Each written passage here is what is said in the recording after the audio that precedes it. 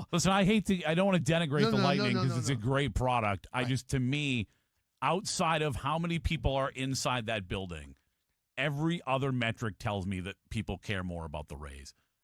And I want to see it in the building, and I think we can in Tampa. I really do. I really do. All right, we got to wrap this thing up. If there's any questions for the press conference, we'll get into that on the other side. Maybe not, because I haven't promoted it all morning like a moron, Rock Riley.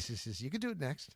Well, then it's too late to promote it. But if there's any questions, we'll take them next. Otherwise, we'll wrap it up on the Pat and Aaron Show with Rock Riley in for Aaron Jacobson.